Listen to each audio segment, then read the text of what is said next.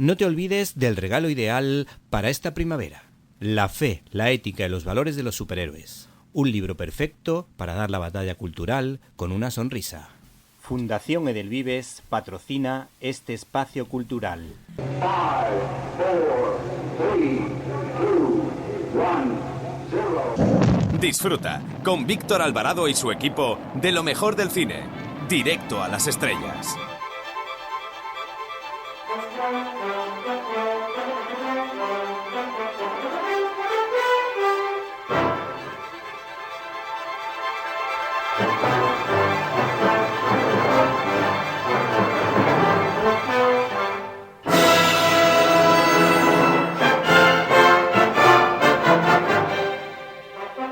Hola, ¿qué tal amigos? Les saluda Eduardo Verástegui y aprovecho esta oportunidad para mandarles un fuerte abrazo y sobre todo para felicitar a nuestros amigos del programa Directo a las Estrellas. Gracias por su apoyo.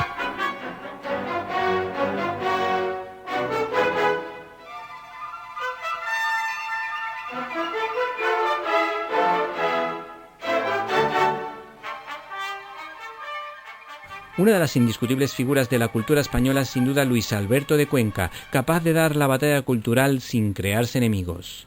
Sin miedo a equivocarnos, es un erudito como demuestra su profunda cultura, ya que lo mismo habla de la mitología griega y romana, que demuestra su conocimiento de la historia en mayúsculas, de la Biblia e incluso del mundo del tebeo o la literatura española. Además, es un profundo conocedor de las novelas pulp estadounidenses, pues en alguna ocasión lo hemos podido escuchar hablando de las creaciones de Robert E. Howard como Conan. El caso es que enlazando sus trabajos, los trabajos de su nueva publicación, El Reino Blanco, editado exquisitamente por el Reino de Cordelia, me propongo contar una historia que espero que les guste. Había una vez un hombre con alma de niño que mientras veía la película de Billy Wilder, Irma la Dulce, protagonizada por Jan Lemmon y Shirley MacLaine, creó una oda al sujetador. No habéis dejado de inspirarme nunca desde la primera vez que os vi, tendidos en la cuerda de mi infancia. Y es que cuando la adolescencia llama a la puerta, todas nuestras seguridades se tambalean. Y lo que nos parecía muy bien cuando teníamos 10 años, a los 15 se convierte en un espíritu crítico feroz en la edad del pavo. Cenicienta, detesto tus zapatitos de cristal, son muy cursis y muy antiguos. Ponte los zuecos, son más ecológicos e higiénicos. Y entonces llegó Agustín de Fossá, que cambió su forma de entender el mundo. Un escritor de los más olvidados del siglo XX, con un nivel solo alcanzado por los grandes como García Serrano, Cela, Delibes, Juan Manuel de Prada o, por ejemplo, Emilia Pardo Bazán. La más alta poesía que surgió de su pluma figura en estas páginas, a las que siempre vuelvo con fe y con ilusión a la hora del desánimo ante el aburrimiento lírico circundante. Y es que cuando el ser humano, en su lado más oscuro, no se soporta, mata moscas con el rabo. Habías prometido ser mi cómplice y has terminado en delator. ¿Qué quieres, que me trinquen sin más a la primera de cambio? ¿Cómo voy a levantar un cuadro como ese en ese museo? ¿Tú crees que me iban a dejar entrar con una maleta de 2 metros en la sala? Y entonces asaltó un espíritu vampiresco que acababa en una conversación con un traumatólogo. ¿Quieres viajar conmigo? ¿Quieres viajar conmigo cuando me ponga bueno? ¿Dónde está ese lugar? ¿Hay que cruzar el charco para llegar allí? ¿Queda muy lejos?, contestó ella indiferente a todo y siguió rellenando sus recetas, con lo que el amor no tardó en llegar, porque ya se sabe que cuando Cupido ataca, menos es más, y la literatura hizo su efecto. Era muy culta, había recibido una formación clásica muy sólida, sabía quiénes eran los aqueos, quiénes los troyanos y sus nombres, y hasta podía recitar entera la primera rapsodia de la Ilíada, aunque sin renunciar a Agatha Christie, ni a Jardín Porcela, ni a Miura, ni a Bodehaus. Llevaba gafas para subrayar unos ojos enormes y miopes que recordaban a los de Atenea. Me quitó el cigarrillo de la mano y le dio una calada. Y tosió un poco, y luego lo apagó en un cenicero. La besé o me besó, no sé muy bien quién inició la fiesta, y nos hicimos a la mar del amor como si fuésemos Ulises y Penélope, o Ulises y Nausica, o Ulises y Calipso, porque yo no lograba ser más que uno y ella. En cambio, ella era todas las mujeres. Finalmente, si tienes fe hay esperanza, y así se dijo en los últimos momentos de su vida, como San José: solo entra aquí quien lucha por entrar. No te preocupes, amigo, la Real Academia será tuya. Y si te gustó este comentario, puedes suscribirte en nuestro canal de YouTube, Cine y Libertad.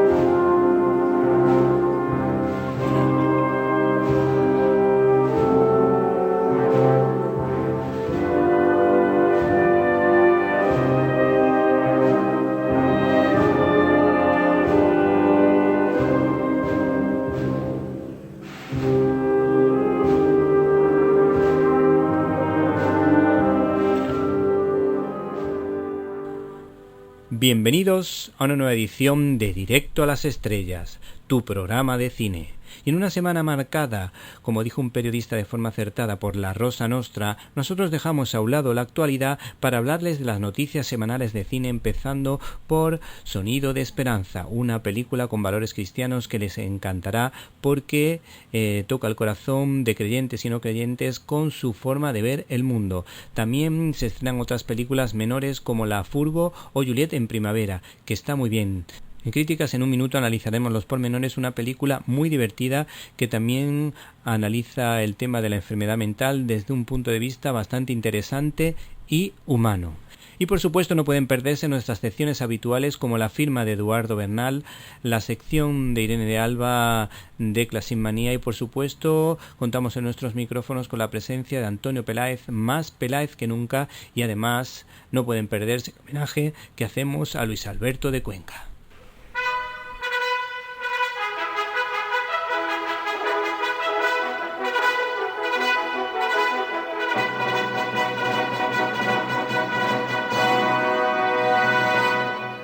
La cartelera.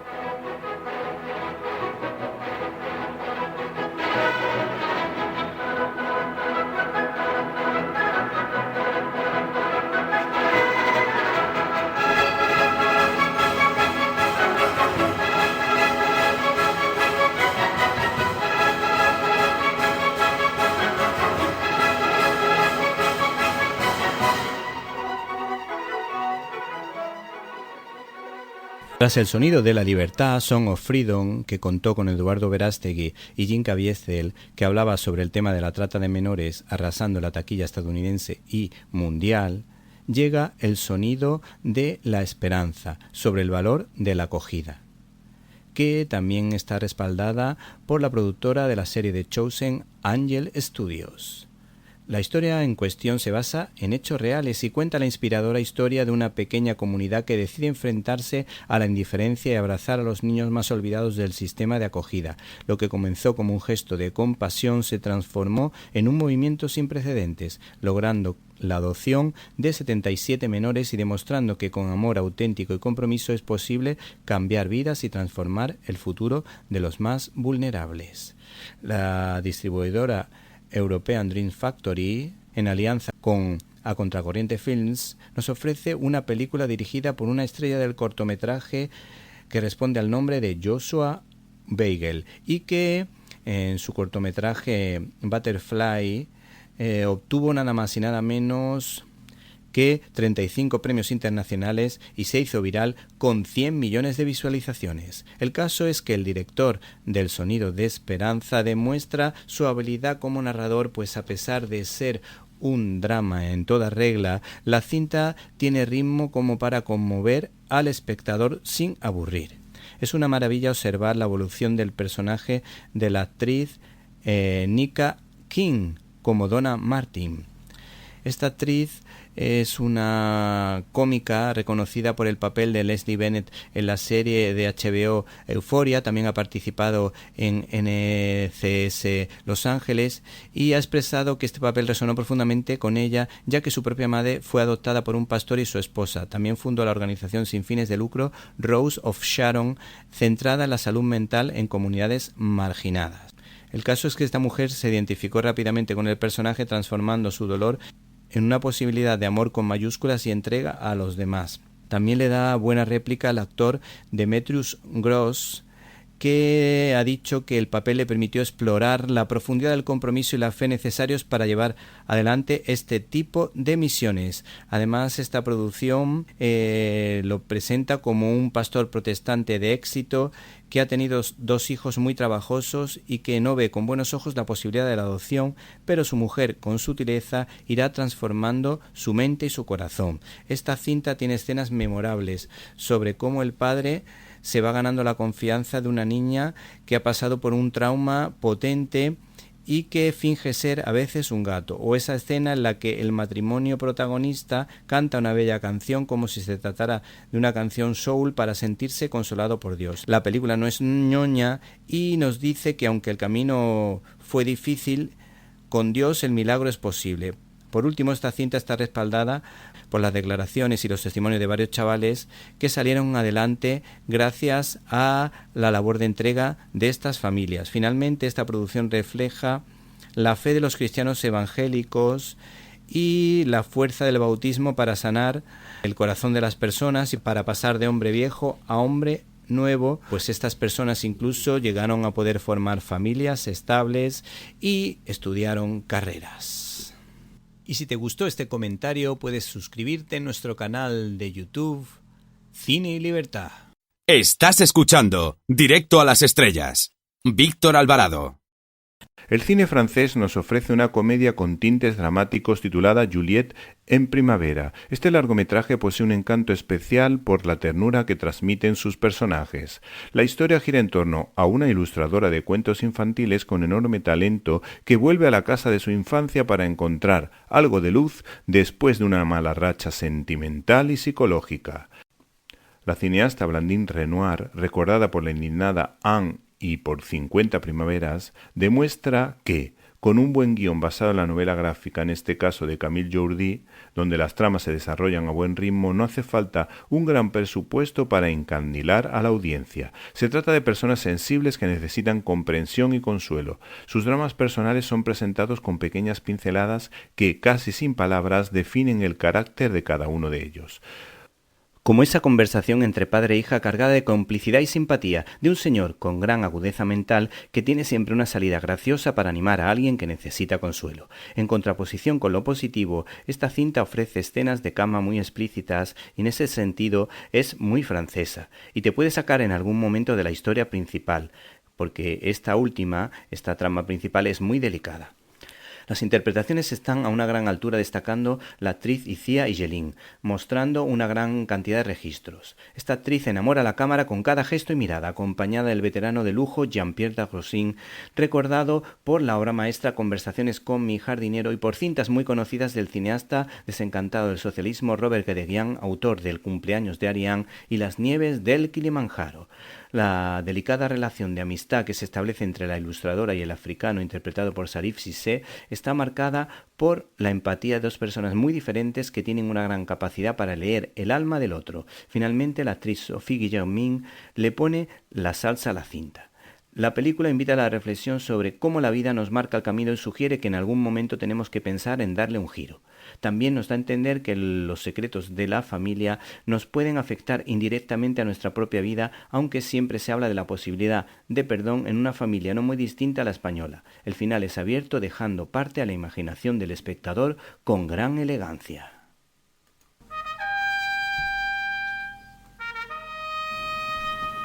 Abrimos nuestro canal habitual de comunicación invitándoles a que entren en Facebook con el nombre Víctor Alvarado _Directo a las Estrellas. Esperamos su comentario.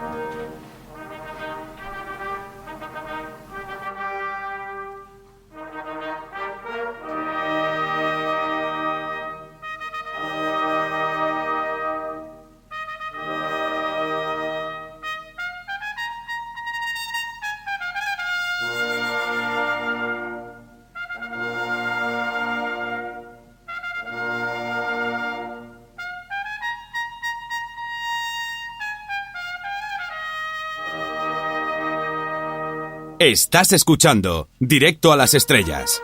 Víctor Alvarado.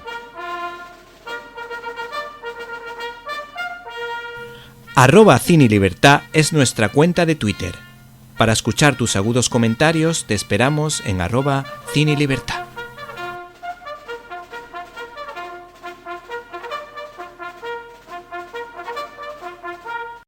El titular con el que podríamos abrir este programa o esta sección de cartelera en esta ocasión podría ser el de las novelas gráficas, pues si hace un momento les hemos hablado de la novela gráfica Juliet en primavera y su gran versión en cine, pues en esta ocasión le toca a La Furgo, una novela gráfica de Martín Toñola y de Ramón Pardina, que ha sido adaptada o llevada al cine por el español Eloy Calvo y que cuenta entre su reparto con Paul López, un hombre que está de moda porque ha participado en la película Suro y en la serie Nos vemos en la otra vida.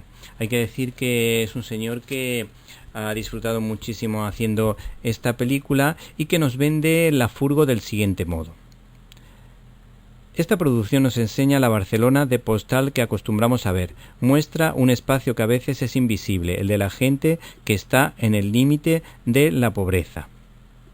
La estabilidad la conozco yo y te lo digo que tengo trabajo y me siento muy afortunado, pero es un fantasma que siempre está ahí en el mundo del teatro. Como dato curioso, este señor es padre de 2 hijos, el protagonista Paul López, y ha visto esta peli con sus hijos para ver qué sensación les transmitía.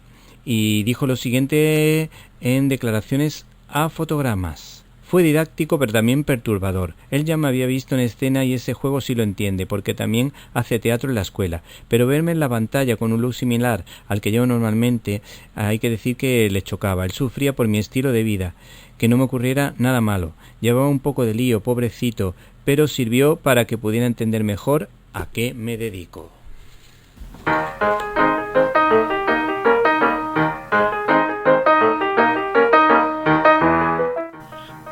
@cinelibertad es nuestra cuenta de Twitter.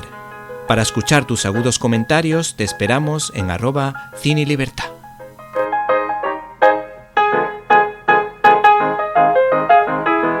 Y si te gustó este comentario puedes suscribirte en nuestro canal de YouTube Cine y Libertad.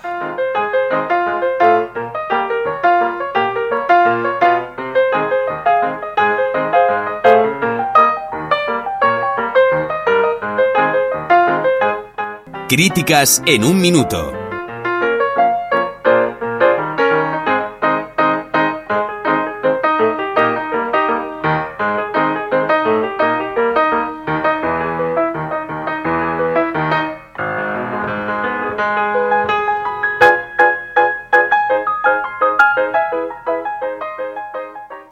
Una de las perlas de la semana pasada fue Votemos, por eso la rescatamos, ya que Santiago Requejo es un cristiano comprometido. Sí, un cineasta católico que rescata causas perdidas como el valor de la tercera edad o en este caso el tema de la enfermedad mental en una comedia un tanto claustrofóbica porque se desarrolla en el interior de un piso donde el director conjuga humor con profundidad y los diálogos están muy trabajados en un relato que podemos decir que sirve para ser crítico con la cultura de la cancelación, donde se reflexiona sobre el valor de la misericordia ante la enfermedad. Se trata de una historia que cuenta con un reparto coral muy bien sustentado por el protagonista y por secundarios de la talla de Tito Valverde o por ejemplo Clara Lago, que tiene un papel bastante importante en esta historia. No se pierdan por tanto Votemos. No tiene desperdicio y además tiene la curiosidad, como van a ver en la parte informativa de esta crítica, que es una historia que está basada en una obra de teatro y a la vez en un cortometraje que ha tenido muchísimo éxito.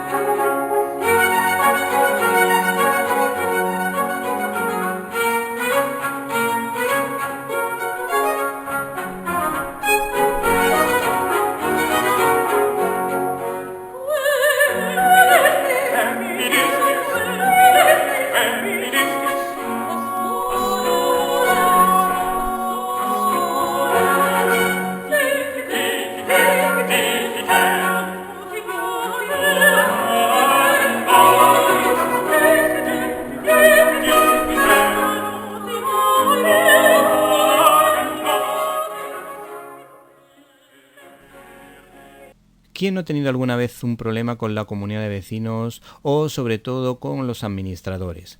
Pues nosotros en una ocasión tuvimos un problema en nuestra casa porque la llave de seguridad, que era electrónica, funcionaba igual de bien con la propia llave que con el dedo gordo de nuestra mano, con lo que la seguridad era inexistente.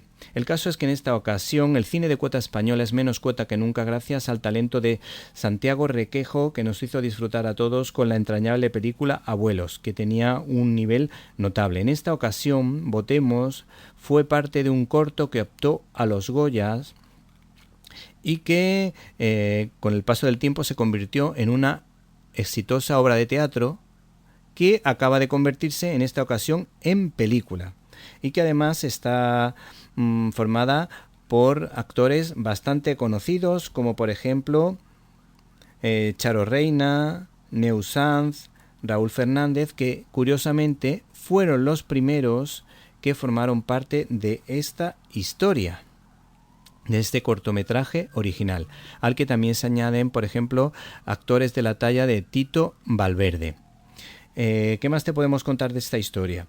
Pues te podemos contar la trama de una comunidad de vecinos que se cita para aprobar el cambio de ascensor. Esta reunión, que parecía un puro trámite, da un giro inesperado cuando uno de los propietarios comunica que ha alquilado su piso a una persona con problemas mentales a quien espera entregarle las llaves. Tenemos las declaraciones de este señor que son bastante jugosas de todo lo que nos vamos a encontrar aquí y que podemos decir que está basada en hechos reales. El problema final que se plantea es la falta de empatía de la sociedad. Cada vez somos menos capaces de ponernos en el lugar del otro.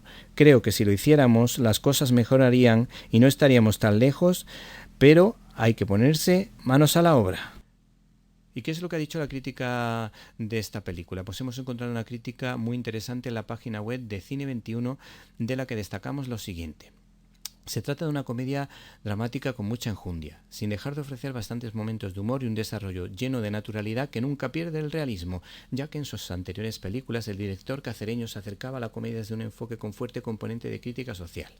Si antes fue el desprecio por los mayores en el entorno laboral en Abuelos y la dependencia de las tecnologías en No puedo vivir sin ti, ahora son los prejuicios sociales quienes están en el punto de mira de Requejo. Para conseguirlo, elabora una trama donde salen a relucir no solo los prejuicios de cada uno de ellos, de cada uno de los vecinos, sino también de sus problemas personales, miserias y carencias afectivas, cuestiones que afectan seriamente a la convivencia hasta el punto de perder los papeles y que hacen preguntarse al espectador si no son ellos los que necesitan tratamiento médico.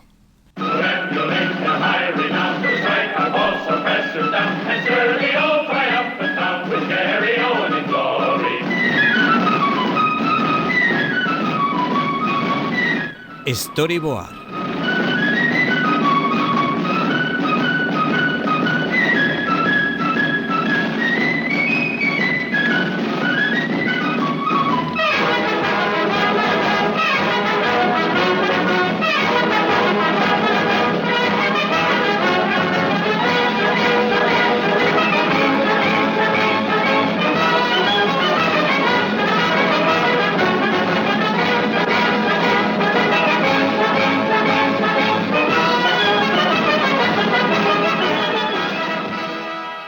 Fundación Edelvives patrocina este espacio cultural.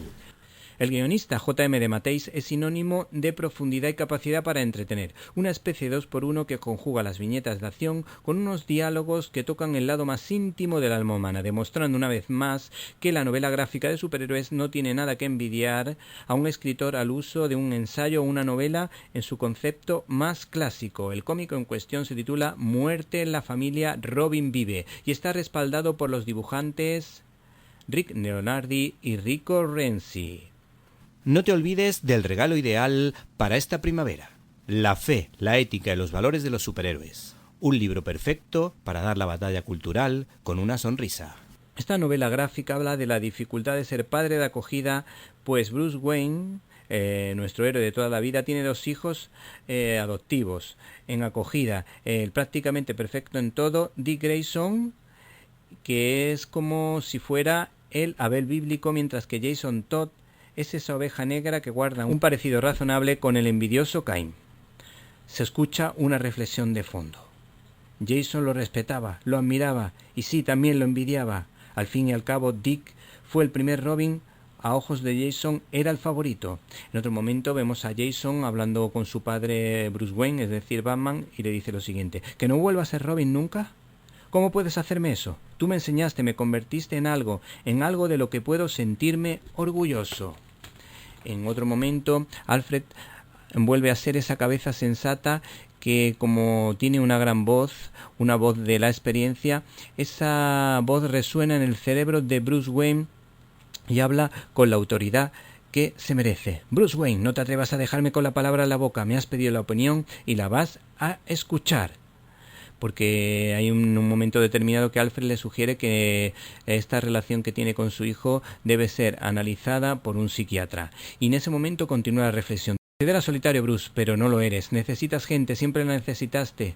Robin, Nightwing y todos esos amigos de la Liga de la Justicia no son solo socios en la guerra contra el crimen, son hijos, hermanos y hermanas. Trajiste a Dick y a Jason a tu propia vida porque necesitabas desesperadamente una familia para sustituir a la que perdiste. Tú eres la única familia que he necesitado, responde Batman. Ojalá fuera cierto. Luego en otro momento vemos al binomio Bruce Wayne-Batman, que es consciente de sus errores y de su cerrazón como cruzado oscuro en esa lucha contra el crimen y no es capaz de ver las luces y el cariño implícito que le dio a sus hijos adoptivos, como se ve en este diálogo, cuando Batman dice: te robé la infancia, te arruiné la vida, a lo que responde Dick Grayson, es decir, el ex Robin convertido en Nightwing: no es exactamente eso lo que dije. En cuanto a la mejor portada, es aquella en la que se produce un asesinato que deja impactado al lector por su fuerza dramática y en el que aparece el Joker con un tiro en la cabeza. Y es que para que funcione una novela gráfica también es necesario un buen antagónico, donde vemos a un psiquiatra preocupado por sus pacientes y con auténtica vocación de salvar vidas, haciendo honor al juramento hipocrático, y que habla así del Joker. Pero creo que sí hay un hombre atormentado, aterrorizado, vulnerable, atrapado en el centro de ese ciclón, y arriesgaría cualquier cosa, incluso mi vida. O sea que de alguna manera está dando a entender el punto de locura que tiene ese villano. Por otra parte, el valor del perdón, como buen cristiano que es a veces Batman, puede ser sí o sí el valor principal a tener en cuenta a pesar de los pesares, como lo resume este brillantísimo guionista. Nada de héroes entonces, ni villanos, ni acusaciones o quejas, solo un padre con sus dos hijos y una familia uniéndose. Y dice Batman: odiar nunca, te queremos. Y vuelve a decir Batman: siempre te querremos.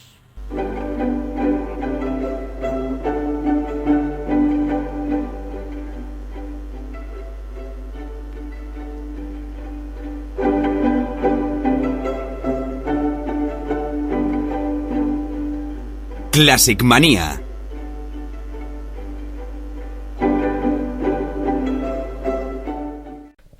Hola Irene, ¿cómo estás? Hola Víctor, buenas tardes. ¿Y tú qué tal? Pues yo bien, pero a ti te veo muy cantarina. ¿Qué vas disfrazada? ¿De Juanito Valderrama? Pues no, es que voy a hablar de Joselito y su película El Ruiseñor de las Cumbres. Muy bien, ¿quiénes componen el reparto? Pues Joselito, Roberto Carmadiel, Lolita Villaspesa o Antonio Casas, entre otros. ¿Puedes decirnos de qué trata? Pues empieza así. El pequeño Joselito es feliz cuidando su rebaño en las laderas de la montaña. Allí vive con sus ovejas y su leal perro Canelo. Solo los sábados puede ir a visitar a sus padres en el pueblo vecino. Un día baja a visitar a sus padres y empieza una pelea con unos niños a los que ahuyenta a pedradas, mientras esos niños le gritan borracho. La inocencia de Joselito le impide comprender esas palabras. Pero lo primero es lo primero. La música, la música y la música. Oye, estás hecha una auténtica poeta. Irene, ¿quién dio a conocer a Joselito?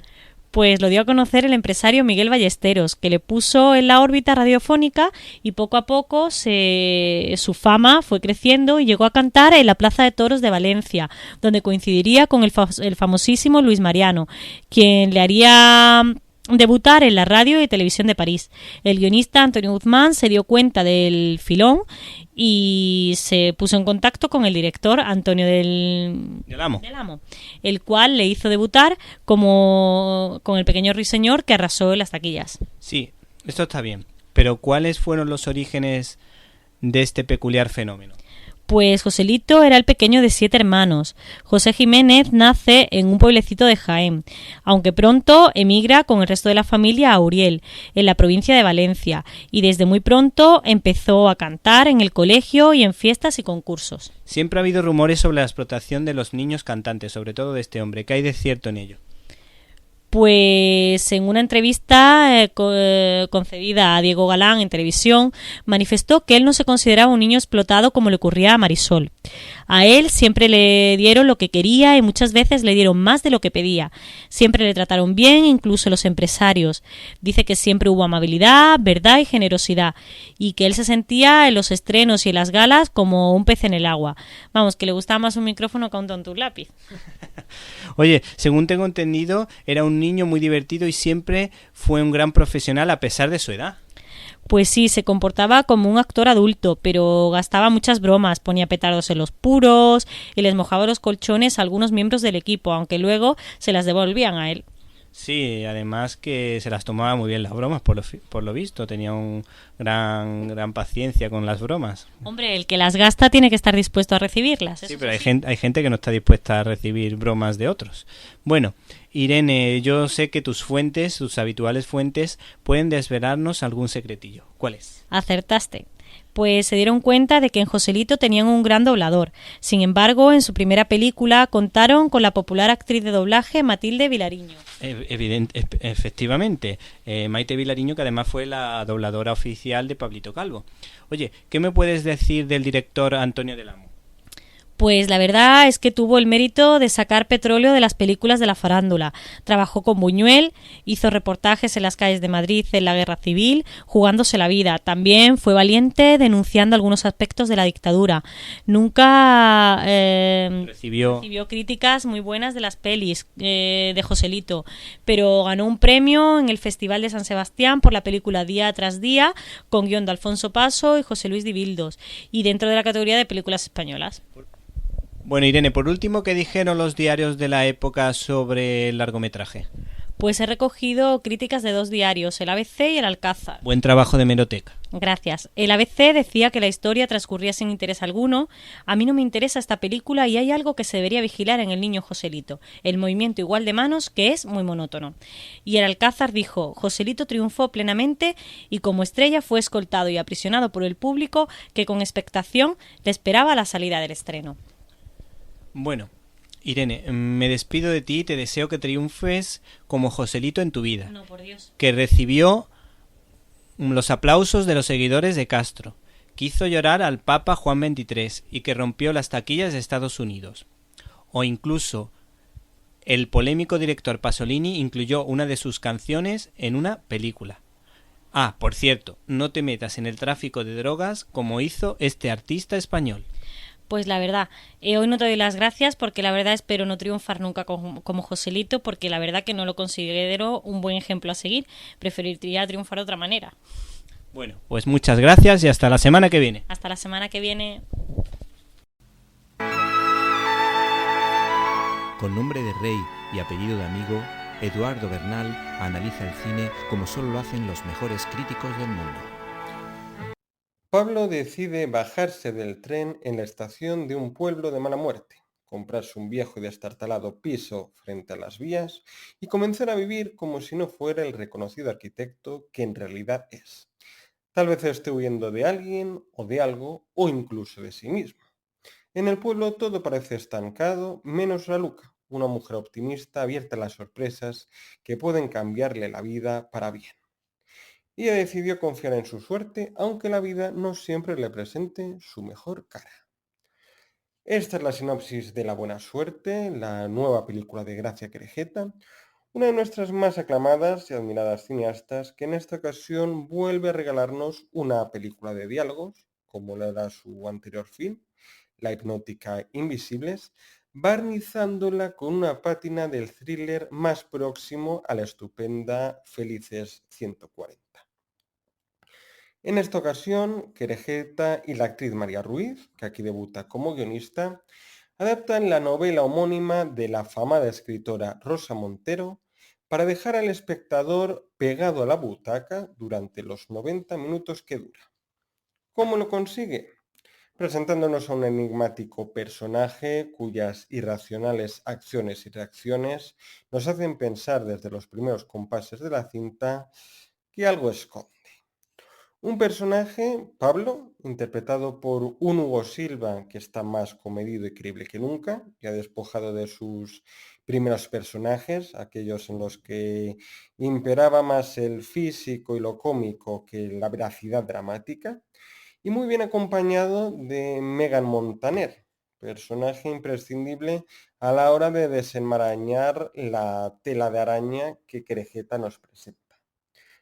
Una telaraña donde el espectador se ve envuelto desde el inicio y que nos presenta de manera paulatina las piezas de un rompecabezas que iremos completando a medida que se va desarrollando una historia que juega con el tiempo, mostrándonos poco a poco el pasado de Pablo y lo que le ha llevado a su repentino cambio de vida, mientras abre el corazón a un posible nuevo amor.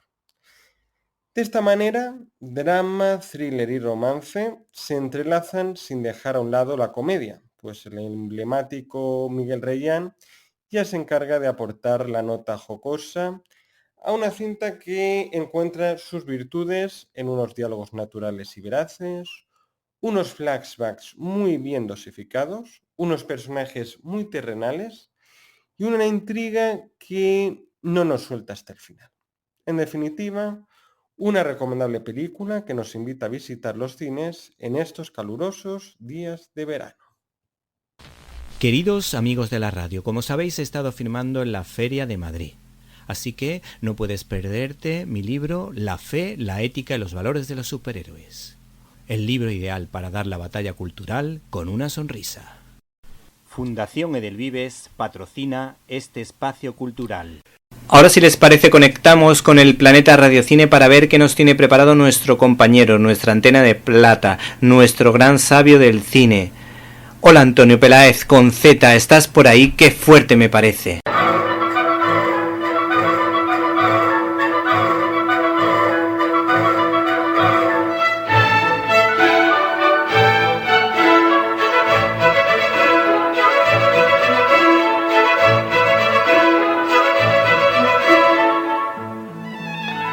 ¡Qué fuerte! Billy Wilkerson, dicho así un poco casi como para los amigos. William Wilkerson II, en realidad. Porque el primer William Wilkerson, que ya era tremendo, fue su padre. Y el tercero, que ha sido el que realmente firmó una columna en el Hollywood Reporter pidiendo perdón por la lista negra. El tercero, como digo, pues es el hijo del que vamos a hablar y es el tercero el que hizo la biografía del segundo, William Wilkerson. ¡Qué misterio! No, ningún misterio, vamos a resolverlo todo. ¿Dónde? En Directo a las Estrellas, directísimos, con Víctor Alvarado, más Víctor Alvarado y veraniego que nunca. Claro que sí, ese es el que queremos, Víctor Alvarado, pero el que os está hablando es uno al que queremos casi más. ¿Y por qué lo queremos? Bueno, yo lo quiero porque soy yo. Pues porque se llama Antonio y porque se apellida Peláez. Y está entre radiocine y déjate de historias. William Wilkerson. William Richard Wilkerson, nacido el 29 de septiembre de 1890 en Nashville. Hijo de un padre, este señor era jugador, bebedor de todo, llegó a ganarse incluso algún cine, algún espacio físico donde se proyectan las películas, ¿vale? Alguna sala de cine, y llegó a tener una fábrica también, no, más que una fábrica era una hacienda tremenda para cultivar, y lo perdía todo, con las cartas. Ay, las cartas es lo que dejó en herencia el hijo, porque la madre lo llevaba fatal el tema de las cartas, y cuando el hijo se dio cuenta de llevar las cartas, incluso perdió esta señora hasta su fe. ¿Qué es lo que pasaba con William Wilkerson? Bueno, pues como estudiante él no fue... Siempre dijo como que los libros que eran aburridos, que no eran una cosa útil. Qué cosas. Y, en fin, llegó a tener hasta 6 mujeres. Él siempre se fue buscando un poco la vida. Pero, por resumir un poco, que no tenemos todos sus 70 años para hablar de él, después de que su primera mujer le dejara, hizo un viaje por Europa y recabó en España. Fijaos, España, estamos hablando pues más o menos de los años finales de los 20, una cosa así, ¿no? Los 20 y pico. Y en España, ¿qué sacerdote podría haber que supiera inglés en esa época? Pues lo había. ¡Viva España! Bueno, pues él, que siempre tuvo una cierta referencia por la religión, aunque en casa su hijo nunca vio conos religiosos, imágenes religiosas, ¿vale? Quizá era la culpa que le perseguía. Bueno, pues fue ahí a hablar con un sacerdote, casi como una confesión, a decir: padre, mire, estoy desesperado, no veo que esto que vaya a salir, no veo sentido a mi vida, tal. Bueno, pues todo esto en inglés, claro. Y el sacerdote le dijo: no te preocupes, que Dios siempre encuentra el camino, siempre hay milagro. No le creyó, se fue para París, y cuando vio París dijo: esto es lo que decía el sacerdote. Quiso llevar a su madre a París, su madre dijo que ahí no iba para nada, que ella, un sitio donde no conocía el idioma, donde no era bienvenida, pues que no iba, pero entonces él decidió volverse a Estados Unidos, pero siempre tuvo presente la elegancia parisina, la elegancia francesa, llevar Francia para Estados Unidos. Bueno, entre una boda y otra, pues se vuelve a casar, y lo que hace es que monta unos speakeasies. Los speakeasies eran... en la gira europea esta, por cierto, había conocido Rusia, y el comunismo ya vio que no le gustaba nada, que aquello era quitar la libertad a la gente. Siempre fue una persona contra los monopolios y a favor de las libertades y más. Esto, nada, parece... esto es un tío... Bueno, tiene su trasfondo este señor, Bueno, vámonos a ver qué es lo que hacía en esa época, que él estaba intentando, pues, el mundo del entretenimiento, del cine, además meterse, pero mientras tanto, pues es que él iba haciendo también, toda su vida fue así, montando speakeasies, que eran, pues, los lugares donde se vendía alcohol en la época de la prohibición. Ahí aquello daba dinero, que para qué. Pero vio una persona que estaba como borracha, que se le cayó encima, que le vomitó y de todo, y a partir de entonces odió el alcohol, no bebió nunca más. ¿A qué se enganchó? A la Coca-Cola. Llegaba a tomar 25 Coca-Colas al día. El camión que iba a repartir en los bares también iba a su casa a dejar un montón ahí de cajas de estas de los bares. Incluso en Berlín, una vez que no había Coca-Cola, cogió un taxi, $9 que se gastó para llegar a una Coca-Cola. Bueno, estábamos en la época de la prohibición, donde él también había conseguido un cine, a través de un amigo suyo. Le dijo: oye, tengo esto en un cine, ¿qué hago con ello? Vamos para allá. En New Jersey, gestionando una sala que puso a todo trapo, con el lujo, con calidad de materiales, que era algo que siempre fue... qué de cosas nos quedan y qué tiempo más corto, que siempre fue una de sus señas de identidad, ¿no? El lujo, la calidad, la atracción. Bueno, pues año 1900...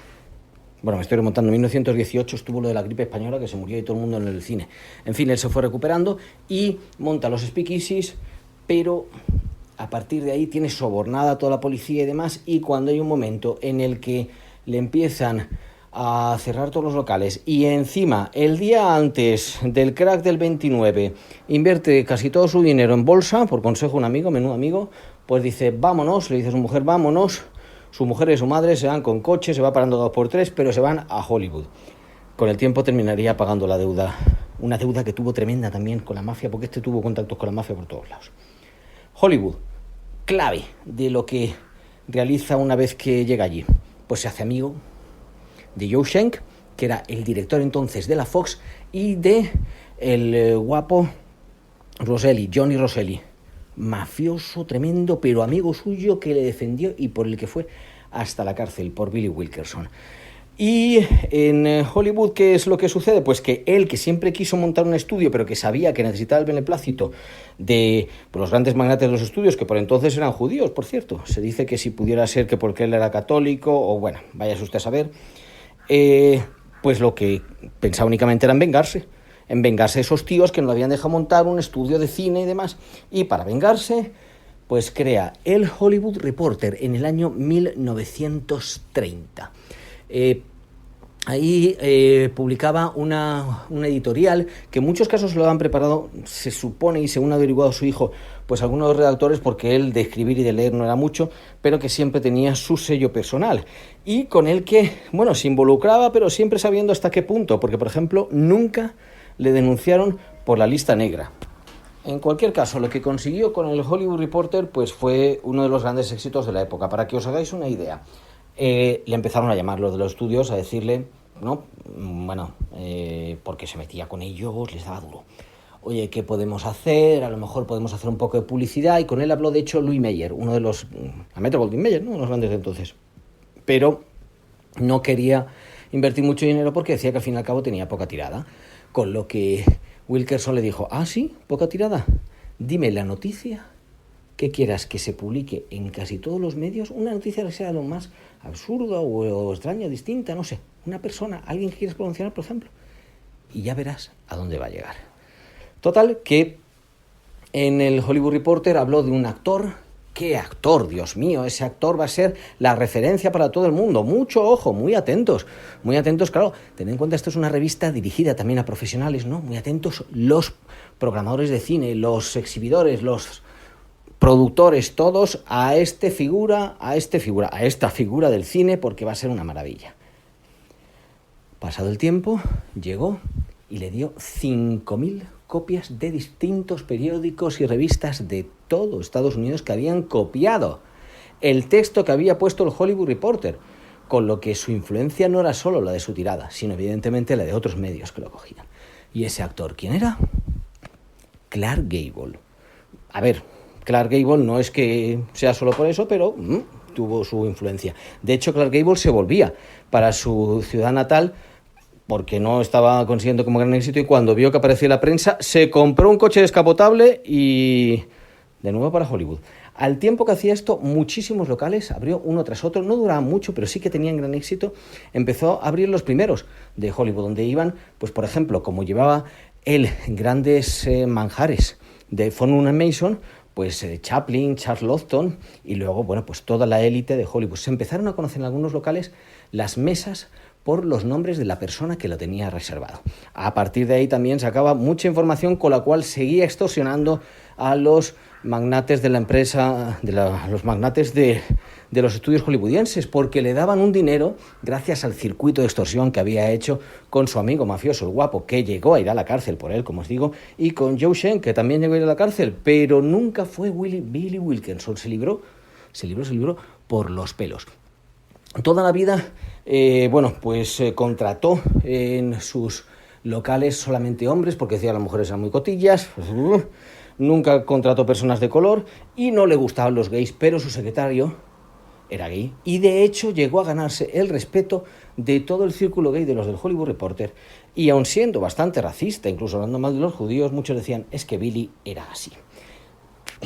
Dentro de cómo era así, y resumiendo que ya no se nos va a hacer el programa entero, la lista negra se comenzó a llamar la lista de Billy en el año 1946 a través de Howard Hughes, con el que siempre mantuvo una amistad impresionante, y además que no dormía muchas veces. El pobre Willie Wilkerson, que sí que dormía, se lo llevaba pues para pasar todas las noches. En 1946 empezó a publicar una lista de 10 nombres, al principio fueron 10, luego fueron cada vez más, preguntando si eran miembros del Partido Comunista. Uno de ellos era Dalton Trumbo, por ejemplo, conocido no solamente por ser pues el guionista de El demonio de las armas, que fue bajo seudónimo porque entonces ya estaba señalado, Espartaco, El último atardecer, Johnny cogió su fusil, que fue también el director, bueno, uno de los grandes guionistas de Hollywood, sino también porque fue el guionista de Éxodo, la obra que Otto Preminger publicó en el New York Times, que había escrito Dalton Trumbo, dando final a la lista negra. Pero estamos con la lista de Billy,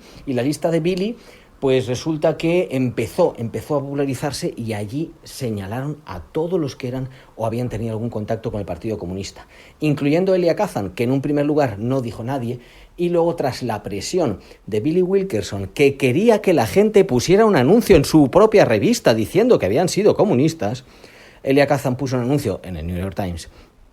Y en la siguiente declaración fue cuando denunció a algunos de sus compañeros y le señalaron toda la vida.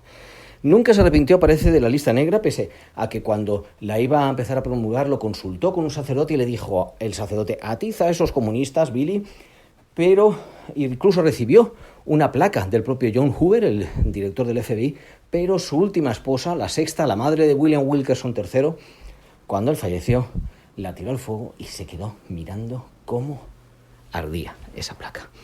A pesar de todas las personas a las que persiguió, de todo el mal que hizo y de toda su connivencia con la mafia, muchas actrices le tenían un cariño muy especial, como Marilyn o como Lana Turner, a la que se dice incluso, o se decía su secretario, que llegó a cubrir el asesinato en defensa propia de su marido mafioso. Al final quedó como su hija e incluso quedó descartada completamente de cualquier causa. Murió por un enfisema, por fumar mucho, y empezó a tener una demencia. Y en España quizá tenemos que agradecerle que cuando le caía a alguien bien, le caía bien. Y entonces una vez llamó al sobrino de Trotsky y le dijo, mira, no le había puesto en la lista negra, pero claro, al sobrino de Trotsky dice, tú no vas a trabajar en Hollywood. En España está Dupont, que no puede sacar su dinero porque le invirtió y el gobierno no se lo deja sacar. ¿Por qué no vas con él y empiezas a hacer películas? Y dijo, bueno, pues voy para allá. Y el sobrino de Trotsky, que se llamaba Charles Bronson, hizo películas como El Cid o Rey de Reyes, aquí en España, en Almería. Así que de vez en cuando, tenía algunas ideas estupendas. Como cuando también Sinatra fue a llorarle para conseguir el papel de Aquí a la Eternidad, que no se lo habían dado. Billy habló con alguno de sus amigos mafiosillos y le dieron el papel, y Sinatra se llevó el Oscar.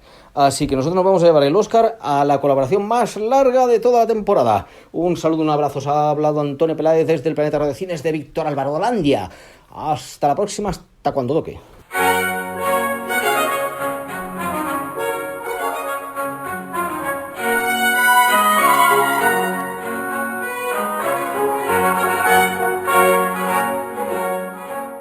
Nuestro futbolero cinéfilo, Jaime Pérez Laporta, está preparado, desde Cinemanet, para hacer el siguiente regate cinematográfico. Hola Víctor, muy buenas. Una semana más desde el campo de Cinemanet os lanzo mi reflexión.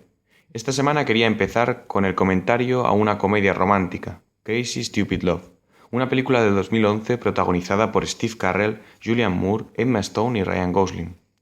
¿Emma Stone y Ryan Gosling os suena esa pareja? Sí. ¿Y por qué os hablo de esta película? Pues porque la he vuelto a ver este verano y cada vez me quedo más convencido de que es la mejor comedia romántica de los últimos tiempos. Carl Weaver, el protagonista, es un aburrido contable y cuarentón que ha permitido que la pasión de su matrimonio se apague. Su mujer le confiesa una infidelidad y le exige el divorcio. De repente el mundo de Carl se hunde por completo, se muda a otra casa y se dedica a lamentarse en un bar. Allí conoce a Jacob Palmer, un dandy, un hombre con mucho estilo y un magnetismo infalible con las mujeres. Jacob se apiada de Carl y decide enseñarle todo lo que hay que saber para seducir a las mujeres. Tras esto, Carl, que solamente había tenido a su mujer, se convierte en un Don Juan. La película, en este punto, aunque parezca frívola, es ya una maravilla humorística. Y aunque parezca una historia triste, repito, en este punto en concreto, se pueden destacar muchos chistes valiosísimos para el espectador, porque el humor de esta película no solo es bueno, sino que conlleva una profunda crítica. Hay dos escenas justo en esta parte de la película, enormemente divertidas y muy críticas. Una es la de la noticia del divorcio de Carl en su oficina. Su jefe, que estaba sufriendo por su estado de ánimo, respira aliviado cuando se entera de que Carl solo está pasando por un divorcio. Llegan incluso a felicitarle por el divorcio. La otra escena maravillosa es la de la preparación de seductor que comienza Carl de la mano de Jacob. En esa escena hay numerosos momentos graciosos, pero la crítica aparece cuando Jacob dice: «La guerra de sexos ha terminado y la hemos ganado los hombres». Jacob se refiere a una victoria sutil. Los hombres han obtenido una ventaja y es que han hecho pensar a las mujeres que son libres y se entregan libremente a una cama distinta cada día. En eso consiste la verdadera guerra de sexos. ¿Qué mejor comentario sobre la revolución sexual? Que lejos de ser una liberación, ha consistido en un engaño, para todos, hombres y mujeres. Pero la historia mejora por momentos. Carl no puede olvidar a su primer y único amor, su mujer. Ni siquiera después de que ella le haya sido infiel. Ni siquiera después de ser él un gran seductor y lograr estar con tantas mujeres. Jacob, por su parte, se ve sorprendido por una belleza extraña y pelirroja. Emma Stone entra en escena como Hannah, una joven abogada que deslumbra al elegante dandy. De nuevo, una escena divertida y cargada de significado. Hannah abandona la relación superficial con su novio, desesperada ante su falta de compromiso, y busca entonces despechada a Jacob para pasar una noche loca que le haga olvidar.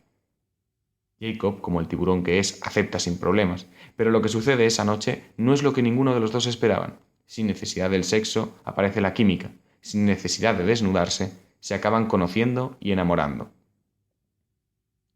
Jacob cambia por completo, y Carl nunca había podido dejar de ser un esposo amantísimo. La película sobrevuela un terreno fangoso, las relaciones promiscuas, el egoísmo, para rescatar entre esos personajes heridos el amor. Parece loco y estúpido preferir conocer al otro y entablar una relación en vez de ir directamente al sexo y olvidarse del compromiso. Pero la peli tiene mucho que decir al respecto. El final de la historia es un poco efectista, aunque no rebaja el nivel de la película, y consiste en un deus ex machina en la forma en que más gusta en Hollywood, un discurso de graduación. ¿Pero qué discurso? Al final, la película consiste en una comedia romántica infalible. Yo la recomiendo porque parece frívola, porque es muy divertida y porque precisamente rescata lo más importante de esta vida, que es el amor, de entre los escombros y el polvo, de entre el egoísmo y la superficialidad. Y los personajes son, al final, unos conversos. Bueno, llegó el momento de la despedida, pero antes quiero agradecer el trabajo a todo el equipo de Directo a las Estrellas. Un abrazo para Antonio, Irene, Guadalupe, Jaime, Carlos y Javier, sin los que hubiese sido imposible realizar este programa. Espero que usted, y también usted, o tal vez tú, hayas pasado un rato entretenido. Recibe un cordial saludo de Víctor Alvarado y hasta la semana que viene.